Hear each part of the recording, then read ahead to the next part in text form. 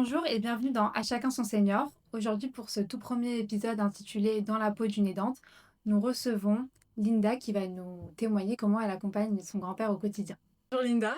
Bonjour Anna. Merci d'avoir accepté de témoigner. Donc, vous vivez actuellement avec votre grand-père. Est-ce que vous pouvez nous expliquer ce que c'est d'être aidant? Alors être aidante pour moi, c'est surtout de manière, administrative puisque finalement mon grand-père, dispose de plusieurs biens et aussi de de papiers que je dois dont je dois m'occuper, la journée et le week-end. Donc en fait, ça remplit un petit peu, ma semaine. Mhm. Donc c'est assez difficile de s'occuper de plusieurs papiers, faire en sorte que les mises en demeure, ne soient pas effectives, essayer d'organiser aussi ma vie autour de cette, lourdeur administrative qui n'est pas tous les jours, aussi simple. D'accord. Et est-ce que ce rôle que vous endossez, vous pensez qu'il y a eu un impact sur votre vie personnelle? Oui, enfin, ça a eu un impact, dans le sens où on dit toujours qu'il y a, 3 piliers, dans la vie. Il y a la famille, les amis et le travail ou les études. Pour moi, ce sont le travail et les études puisque je suis en alternance. Donc c'est vrai que depuis cette année, donc, en master 1, j'ai eu du mal à organiser, on va dire, ma vie, de manière équilibrée lorsque les choses se sont mises à s'accélérer avec notamment, les partiels, les examens. En même temps, je devais, m'occuper de mon grand-père. C'est pesant pour moi d'associer, les 2. Donc en période de stress, en effet, c'était beaucoup plus difficile pour moi, mais lorsque, j'ai pu, organiser, avec, des outils, aussi, des timelines, c'était plus simple de lui accorder un temps et ensuite de pouvoir, moi, m'accorder du temps. OK. C'est plutôt optimiser du temps pour vous ensuite, grâce à cette organisation. Est-ce que vous retenez quelque chose de positif de cette expérience? Il y a des apports évidemment positifs dans le sens où il y a une montée en charge, on prend plus de responsabilités, on devient, presque, mon grand-père aime bien, dire que je suis un peu, sa secrétaire, mais non de manière, péjorative, mais plutôt comme la personne de la famille qui s'occupe de lui, avec qui il est proche.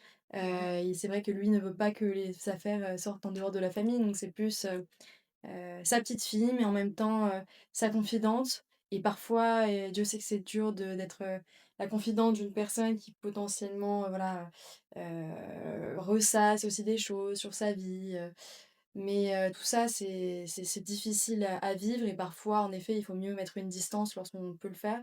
En tout Mmh. cas, moi, c'est une sorte de protection. Est-ce que dans les situations où vous êtes sentie un peu submergée, heu, comment vous avez réussi à surmonter, heu, cette phase un peu compliquée? C'est une très bonne question puisque ce qui m'a un petit peu, entre guillemets «sauvée», c'est, le fait de ne pas avoir hésité à demander de l'aide à des organismes, qui existent aujourd'hui pour, les aidants, qui, m'ont permis en fait, à un moment où j'avais du mal à gérer à la fois ma vie personnelle et à la fois, ce rôle d'aidante, ça m'a permis en effet de me soulager d'un certain poids. Donc par exemple avec des visites de convivialité où lorsque il était seul, avant, là, il était accompagné avec quelqu'un, je savais qu'il était en sécurité, je pouvais donc me concentrer sur mes révisions d'examen, de manière, plus pondérée et surtout, mettre à distance un peu mes émotions, car je suis quelqu'un quand même, d'hypersensible et c'est difficile aussi de parfois dissocier, la vie personnelle de la vie, d'aidante. Donc, grâce à l'intervention de ces bénévoles, vous avez pu aussi, quelque part retrouver votre rôle de petite fille? Ou Pas vraiment, je dirais, parce que je reste toujours, voilà, une inversion des rôles qui s'opère, en effet.